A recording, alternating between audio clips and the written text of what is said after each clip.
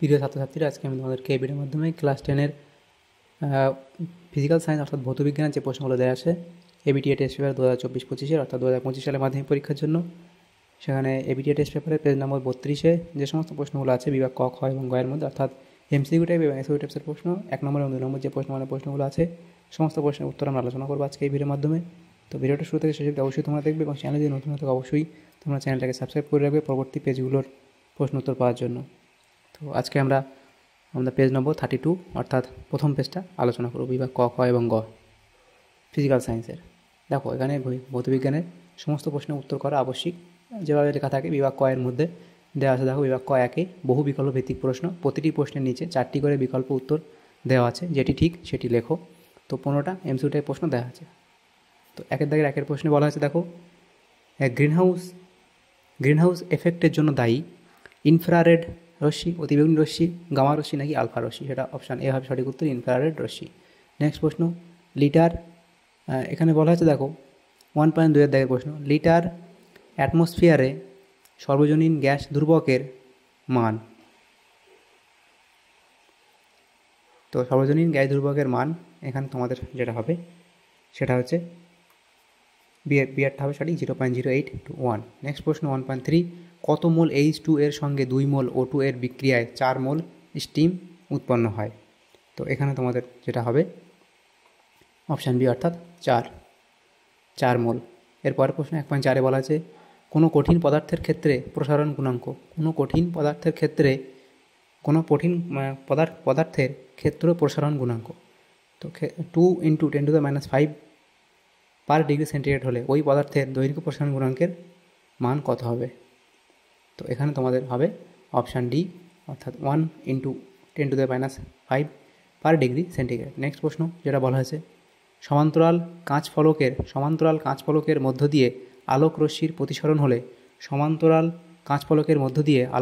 প্রতিসরণ হলে মোট চ্যুতি হয় এখানে কত হবে? তো এখানে তোমাদের হবে 0 ডিগ্রি অর্থাৎ অপশান বি। এরপরে প্রশ্ন, দৃশ্যমান বর্ণালীর যে বর্ণের আলোর তরঙ্গ দৈর্ঘ্য সবচেয়ে কম সেটি হলো হলুদ, লাল, বেগুনি নাকি নীল? তো এখানে হবে তোমাদের অপশান সি অর্থাৎ বেগুনি। এরপরে প্রশ্ন দেওয়া আছে, দেখো পরিবাহিতাঙ্কের একক কোনটা?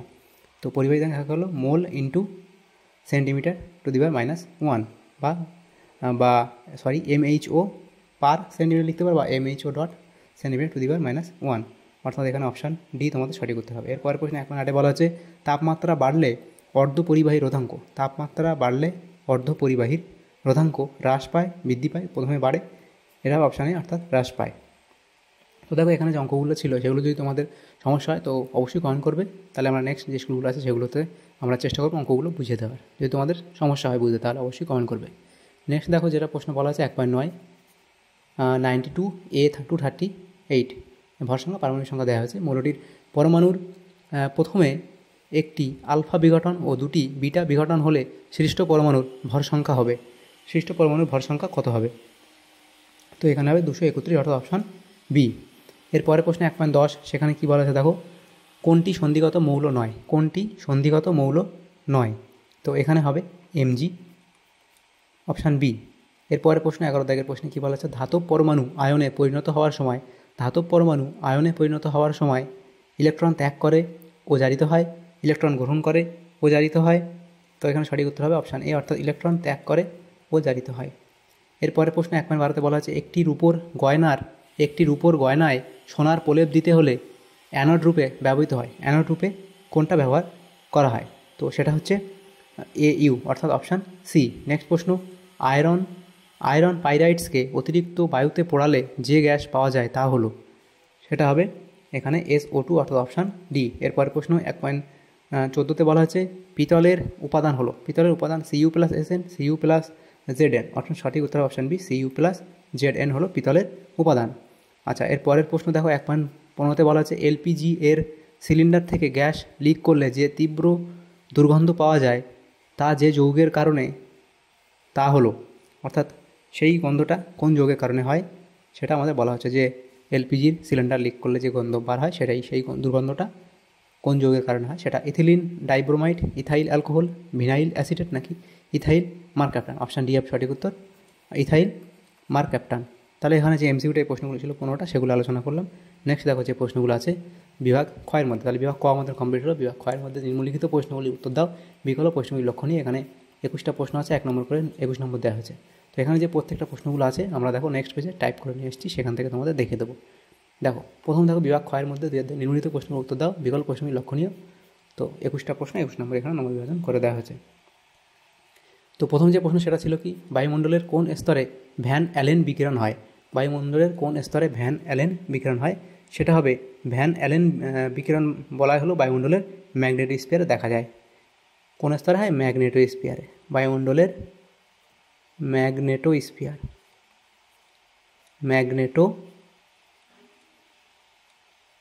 ম্যাগনেটোস্ফিয়ারে হয়।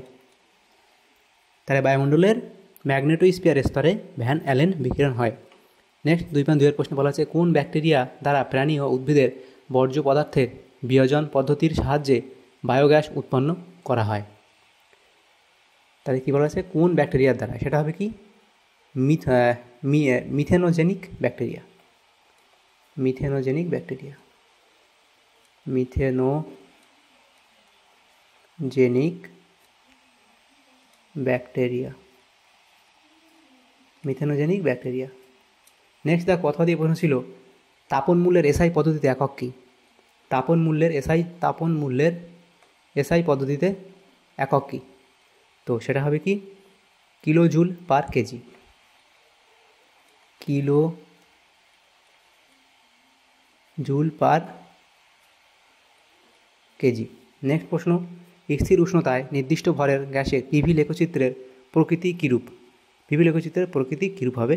দেখো যখন স্থির উষ্ণতায় নির্দিষ্ট ভরের গ্যাসের পিভি লেখচিত্রের প্রকৃতি কীরূপ হবে? সেটা হবে সমপরাবৃত্ত। সমপরাবৃত্ত।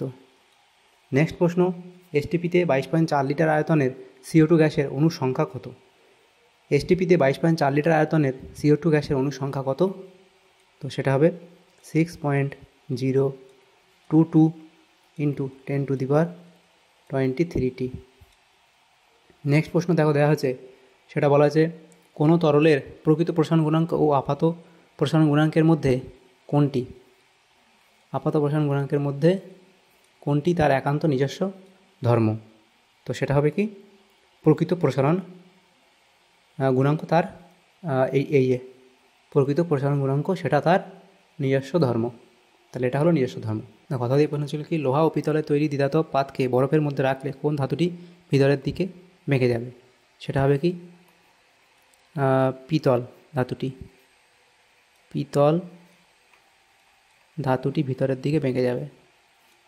নেক্সট প্রশ্ন বলা আছে চোখের দীর্ঘ দৃষ্টিজনিত ত্রুটি দূর করতে কী ধরনের চশমা ব্যবহার করা প্রয়োজন? তো এটা তোমাদের হবে কি উত্তল লেন্সযুক্ত চশমা। উত্তল লেন্সযুক্ত চশমা ব্যবহার করা প্রয়োজন। উত্তল লেন্সযুক্ত চশমা ব্যবহার করা প্রয়োজন। নেক্সট প্রশ্ন ক্ষুদ্র উন্মেষযুক্ত দর্পণে উপাক্ষীয় রশ্মির আপাতনের ক্ষেত্রে ফোকাস দূরত্ব ও বক্রতা ব্যাসার্ধের মধ্যে সম্পর্ক কী হবে? তো ফোকাস দৈর্ঘ্য F ইকুয়ালস টু, দেখো এভাবে লিখবে, ফোকাস দৈর্ঘ্য সেটা F equals to half into কী হয় বক্রতা ব্যাসার্ধ। বক্রতা ব্যাসার্ধ সেটাকে আমরা কী ধরি? আর। তাহলে এটা হচ্ছে ফোকাস দৈর্ঘ্য F equals to half into বক্রতা ব্যাসার্ধ। নেক্সট প্রশ্ন বিওটি এককের সংজ্ঞা লেখো। তো এটা লিখবে 1 কিলোওয়াট ক্ষমতাসম্পন্ন কোনো বৈদ্যুতিক যন্ত্র 1 ঘন্টা চললে যে পরিমাণ তড়িৎ শক্তি ব্যয় হয় তাকে বলা হয় 1 কিলোওয়াট ঘন্টা বা বিওটি একক। তো এসআই এককে আধানের এককের নাম কি? এসআই এককে আধানের এককের নাম কি? সেটা হবে কি কুলম্ব। নেক্সট প্রশ্ন দেওয়া আছে দেখো 2.9, সেখানে কি বলা আছে বর্তমানে আন্তর্জাতিক পদ্ধতি অনুযায়ী আর্থ তারের বর্ণ কী হয়? আন্তর্জাতিক পদ্ধতি অনুযায়ী আর্থ তারের বর্ণ হয় সবুজ বা হলুদ। সবুজ বা হলুদ বর্ণ হয় বা এই রঙের হয়। নেক্সট প্রশ্ন বলা আছে 2.10 কোন ধরনের নিউক্লিয় বিক্রিয়া সূর্যের শক্তির উৎস? কোন ধরনের নিউক্লিয় বিক্রিয়া সূর্যের শক্তির উৎস? সেটা হবে নিউক্লিয় সংযোজন বিক্রিয়া। নিউক্লিয় সংযোজন বিক্রিয়া। নিউক্লিয় সংযোজন বিক্রিয়া। নেক্সট প্রশ্ন কি বলা আছে দেখো, অথবা দিয়ে প্রশ্ন, কোনো পুরাতাত্ত্বিক বস্তুর বয়স নির্ধারণ করতে কোন তেজস্ক্রিয় মৌল ব্যবহার করা হয়? সেটা হবে কি কার্বন 14। পুরনো বস্তুর বয়স নির্ণয়ে ব্যবহার করা হয়, অর্থাৎ তেজস্ক্রিয় কার্বন 14 আইসোটোপ। অতি দীর্ঘ পর্যায়ের মৌলের সংখ্যা কটি? অতি দীর্ঘ পর্যায়ের মৌলের সংখ্যা কটি? সেটা হবে 32টি। নেক্সট প্রশ্ন, পরীক্ষাগারে কৃত্রিমভাবে তৈরি একটি মৌলের নাম লেখো। পরীক্ষাগারে কৃত্রিমভাবে তৈরি একটি মৌলের নাম হলো ফার্মিয়াম।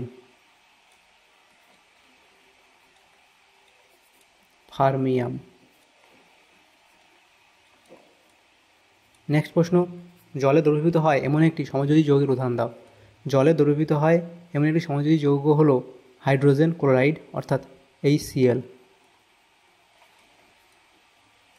Hydrogen chloride.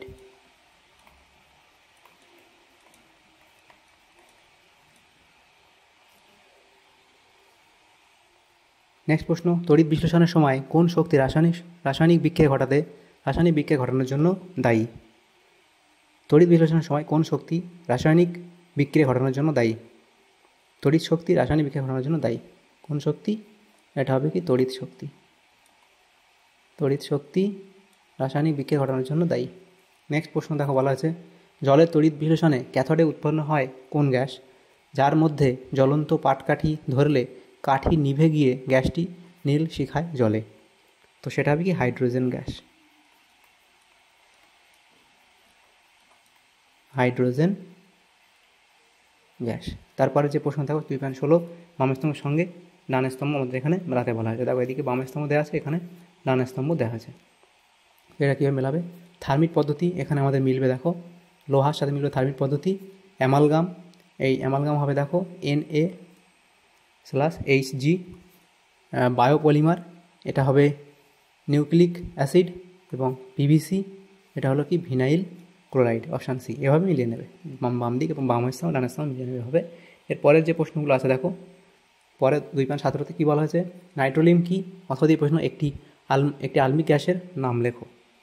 তো নাইট্রোলিম কি তোমরা লিখবে, ক্যালসিয়াম সায়ানামাইড ও কার্বনের দূষণ কঠিন মিশ্রণকে নাইট্রোলিম বলা হয়। সে লিখবে কি ক্যালসিয়াম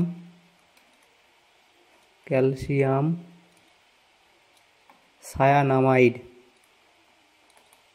ক্যালসিয়াম সায়ানামাইড এর সংকেত কি? CaN। ও কার্বনের দূষণ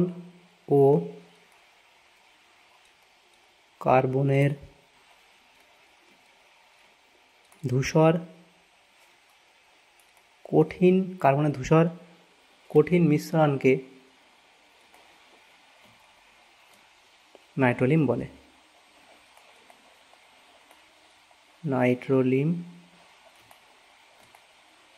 বলে। দেখো অথবা প্রশ্ন ছিল একটি আলমিক গ্যাসের নাম লেখো। তো একটি আলমিক গ্যাসের নাম এখানে তোমরা লিখবে যে hydrogen sulphide, H2S। Hydrogen sulphide, সংকেত লিখবে H2S। তো এটা হয়ে যাবে। এরপরে প্রশ্ন দেখো, শৌচাগারে প্রায়শই কোন গ্যাসের গন্ধ পাওয়া যায়? শৌচাগারে প্রায়শই কোন গ্যাসের গন্ধ পাওয়া যায়? তো সেটা লিখবে কি অ্যামোনিয়া গ্যাসের, অর্থাৎ NH3।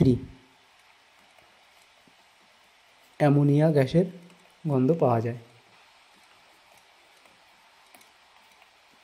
এর সংকেত তোমরা লিখবে NH3। নেক্সট প্রশ্ন, অ্যামোনিয়ার সঙ্গে কোন গ্যাসের বিক্রিয়ায় একটি কঠিন পদার্থ উৎপন্ন হয়?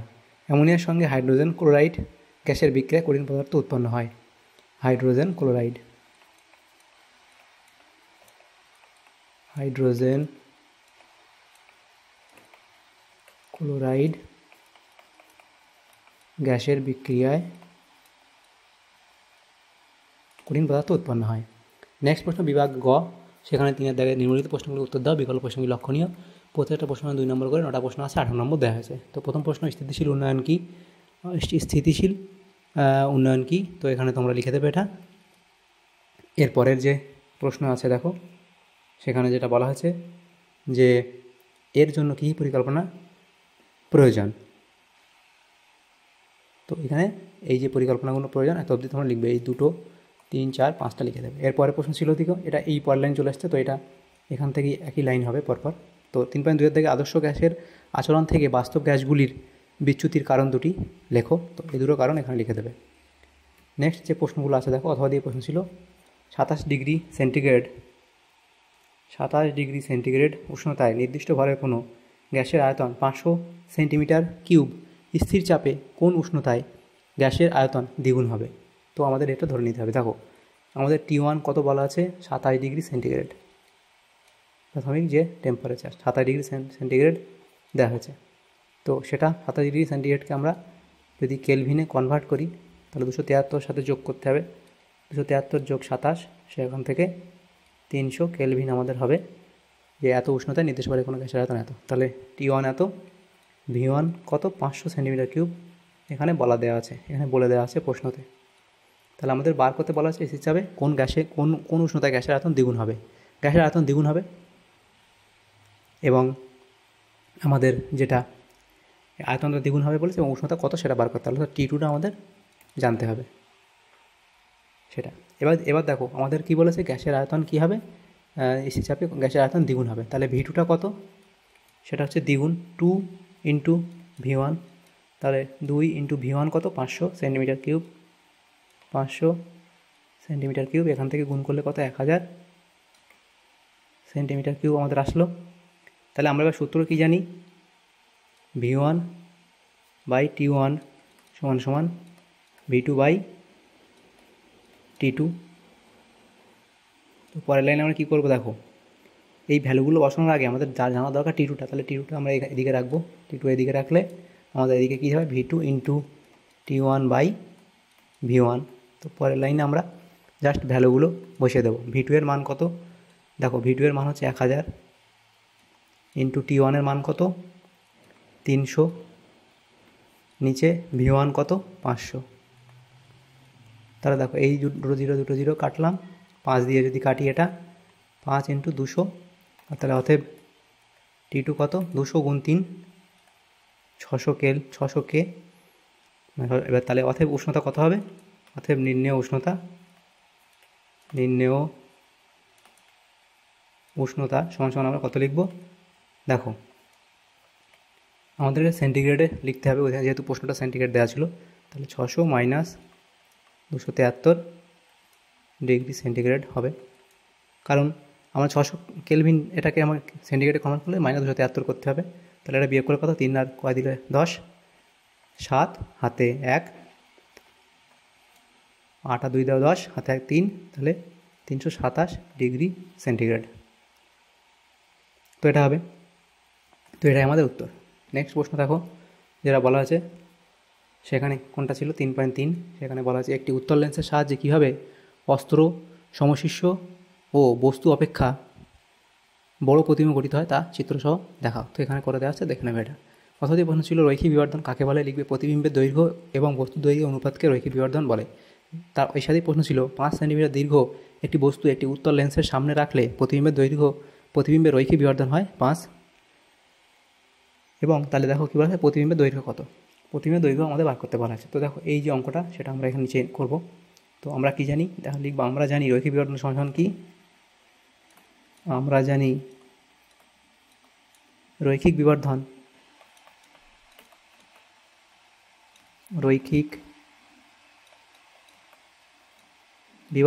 m সমান সমান প্রতিবিম্বের দৈর্ঘ্য বাই বস্তুর দৈর্ঘ্য। প্রতিবিম্বের দৈর্ঘ্য প্রতিবিম্বের দৈর্ঘ্য বাই বস্তুর দৈর্ঘ্য, বস্তুর দৈর্ঘ্য। তাহলে দেখো এবারে আমরা ভ্যালুগুলো বসাবো। তো পরের লাইনে আমরা কী লিখবো, এর রৈখিক বিবর্ধন কত 5, তাহলে 5 বসালাম সমান সমান কত, প্রতিবিম্বের দৈর্ঘ্য কত, দেখো আমাদের প্রতিবিম্বের দৈর্ঘ্যটা বার করতে বলা হয়েছে তো জানি না, এটা ভি থাকলো, বস্তু দৈর্ঘ্য কত, বস্তু দৈর্ঘ্য 5 সেন্টিমিটার বলে দেওয়া হয়েছে, তাহলে 5। তাহলে পরের লাইনে আমরা কী লিখতে পারি, ভি ইকুয়ালস টু 5 × 5 কোনাকুনি গুণ হবে, তাহলে 25। তাহলে অর্থাৎ প্রতিবিম্বের দৈর্ঘ্য কত 25 সেন্টিমিটার, অর্থাৎ তোমরা লিখবে প্রতিবিম্বের দৈর্ঘ্য 25 সেন্টিমিটার, এভাবে লিখবে যে প্রতিবিম্বের দৈর্ঘ্য 25 সেন্টিমিটার। নেক্সট দেখো যে প্রশ্ন দেওয়া আছে 3.4-এ, সেখানে কী বলা হয়েছে 3.4-এ, গৃহস্থালিতে ব্যবহারের জন্য ডিসি এর পরিবর্তে এসি ব্যবহার করা হয় কেন, তো এখানে পয়েন্টগুলো লেখা আছে, তোমরা লিখে নেবে। অর্থাৎ এই প্রশ্ন ছিল বালচক্রের ঘূর্ণনের কীরূপ পরিবর্তন হবে যদি 1 নম্বর তড়িৎ প্রবাহ বাড়ানো হয়, দেখো তড়িৎ প্রবাহ বাড়লে বালচক্রের ঘূর্ণন বেগ বাড়বে। দ্বিতীয় কি, তড়িৎ প্রবাহের অভিমুখ উল্টে দেওয়া হয়, তড়িৎ প্রবাহের অভিমুখ উল্টে দেওয়া হলে বালচক্র বিপরীত দিকে ঘুরবে, তাহলে দুটো হলো। নেক্সট প্রশ্ন দেখো দেওয়া আছে, সেটা বলা আছে HCl উদ্দায়ী পদার্থ কিন্তু NaCl অনুদ্দায়ী কেন, তো লিখবে HCl এ সমযোজী বন্ধন দেখা যায় তাই এটি সমযোজী যৌগ, কিন্তু NaCl এ তড়িৎযোজী বন্ধন দেখা যায় তা একটি তড়িৎযোজী যৌগ, এবং HCl এ ডাইপোল আকর্ষণ বল দেখা যায় যেটা দুর্বল আকর্ষণ বল, সেজন্য এটি উদ্বায়ী, এবং NaCl এই বৃহদাকার জালক তৈরি করায় জালক শক্তি হয় উচ্চ, তাই এটি অনুদ্বায়ী, তো এটা এখানে দেখবে অনুদ্বায়ী, এটা অনুদ্বায়ী। দেখো 3.6 কী বলা আছে, C2H4 এবং HF অণুর লুইস চিত্র গঠন দেখা, তো দেখো এই C2H4 অণুর গঠন লুইস দেওয়া আছে, এবং হাইড্রোজেন ফ্লোরাইড HF অণুর গঠন এভাবে দেওয়া আছে, তোমরা এটা দেখে নেবে। নেক্সট যে প্রশ্নগুলো দেখো দেওয়া আছে, অথবা দিয়ে প্রশ্ন ছিল যে সমযোজী ও তড়িৎযোজী যৌগের দ্রাব্যতা এবং তড়িৎ পরিবাহিতার ধর্মের মধ্যে পার্থক্য লেখো, তো দ্রাব্যতা যেদিকে লিখবে সেখানে লিখবে, অর্থাৎ বিষয় লিখবে দ্রাব্যতা, সেই বিষয়ের মধ্যে সমযোজী যৌগের এখানে একটা লিখবে, তড়িৎযোজী যৌগের ক্ষেত্রে এটা লিখবে, এবং আরেকবার বিষয় লিখবে তড়িৎ পরিবাহিতা, সেক্ষেত্রে সমযোজী যৌগ এবং তড়িৎযোজী যৌগ, এভাবে লিখতে পারো এই দ্রাব্যতা এবং তড়িৎ পরিবাহিতা। বৈশিষ্ট্য এভাবে লিখবে, সমযোজী যৌগ তড়িৎযোজী যৌগ, এই ছকের মধ্যে এগুলো তোমার বসে নিতে পারো, অথবা এই ছকটা দিতে পারো ছোটো ছোটো করে, এই দুটো দিলেই হবে, এটা তোমাদের লাগবে না, এটা না দিলে চলে, এই দুটো চেয়েছে, এই দুটো দ্রাব্যতা ও তড়িৎ পরিবাহিতা, এই দুটোর মধ্যে পার্থক্য লিখে দিলে হবে। 3.7 প্রশ্নে বলা আছে, দেখো সিলভার নাইট্রেটের জলীয় দ্রবণে H2S গ্যাস চালনা করলে যে কালো রঙের পদক্ষেপ পড়ে তার নাম ও সংকেত লেখো, তো সিলভার নাইট্রেটের জলীয় দ্রবণে H2S গ্যাস চালনা করলে কী হবে, দেখো এই বিক্রিয়াটা এভাবে হয়, 2AgNO3 প্লাস H2S, এটা আমাদের হলে উৎপন্ন হবে Ag2S এবং 2HNO3 উৎপন্ন হয়, এবং তার সংকেত ও কী বলেছে, তার নাম ও সংকেত যেটা কালো রঙের, তার নাম হচ্ছে কি, এই Ag2S, এটা আমাদের হয় কালো রঙের, অতএব তার নাম ও সংকেত হলো, লিখবে সিলভার সালফাইড, এবং এর সংকেত কি Ag2S, সিলভার সালফাইড, এবং এর সংকেত হলো Ag2S। তাহলে দেখো এই যে বিক্রিয়াটা আমি পুরো লিখলাম, না দেখলেও চলে, তোমাদের বলা আছে কি তার নাম ও সংকেত, তো এই যে কালো রঙের যে পদক্ষেপ পড়ে সেটা Ag2S এর পদক্ষেপ পড়ে, এবং তার নাম হচ্ছে সিলভার সালফাইড, আর এর সংকেত Ag2S। নেক্সট দেখো যে প্রশ্ন 3.8-এ বলা আছে, শতবিজারণ পদ্ধতি কি, শতবিজারণ পদ্ধতি তোমরা লিখতে পারো, অথবা তার সংজ্ঞা হিসেবে এটাও লিখতে পারো, বা পুরোটাই দিতে পারো, 2 নম্বর যেহেতু দেওয়া আছে, পুরোটা দিলেই ভালো হবে এত অবধি। নেক্সট প্রশ্ন দেখো দেওয়া আছে, NaCaMg প্রভৃতি ধাতুগুলিকে কার্বন বিজারণ পদ্ধতিতে নিষ্কাশন করা যায় না কেন, MgCa NaCaMg Al না লিখলে চলে, এটা দেওয়া, প্রভৃতি ধাতুগুলি খুবই সক্রিয়, অক্সিজেনের প্রতি এদের আসক্তি প্রবল হওয়ায় এই ধাতুগুলিকে কার্বন বিজারণ পদ্ধতিতে নিষ্কাশন করা যায় না। দেখো 3.9-এর প্রশ্নে কী বলা আছে, কার্যকরী গ্রুপ গঠিত সমবায়ক দুটি যৌগের নাম লেখো, যেমন ইথানল এবং ডাইমিথাইল ইথার, তো এভাবে উদাহরণ তোমরা এখানে দেওয়া আছে, দেখো প্রোপানল এবং অ্যাসিটন, তো দেখো এভাবে উদাহরণগুলো দেওয়া আছে, এবং এর কি অ্যালকোহল গ্রুপ, এটা ইথার গ্রুপ, এটা কিটন গ্রুপ হবে, কিটোন গ্রুপ এক অ্যালডিহাইড গ্রুপ, এভাবে উদাহরণ তো দেওয়া আছে, এভাবে তোমরা লিখে নেবে। তো দেখো আমাদের এখানে যে প্রশ্নগুলো ছিল আমাদের পেজ নম্বরে, কত নম্বরে এটা পেজ ছিল ভৌতবিজ্ঞানের 32 নম্বর পেজে যে সমস্ত প্রশ্নগুলো ছিল আমরা গ্রুপ এ বিভাগ ক, খ এবং গ এর মধ্যে এমসিকিউ টাইপ প্রশ্ন, অর্থাৎ 2 নম্বর প্রশ্ন মানে প্রশ্নগুলো আমরা আলোচনা করে দিয়েছি 1 নম্বর এবং 2 নম্বর। তোমার যদি সামান্যতম উপকার এসে থাকে ভিডিওটা অবশ্যই লাইক করবে, আর বেশি বেশি করে বন্ধুদের সাথে শেয়ার করবে, এবং চ্যানেলে নতুন হতে অবশ্যই চ্যানেলটাকে সাবস্ক্রাইব করবে পরবর্তী পেজের প্রশ্ন উত্তরগুলো পাওয়ার জন্য। Thank you, thanks for watching.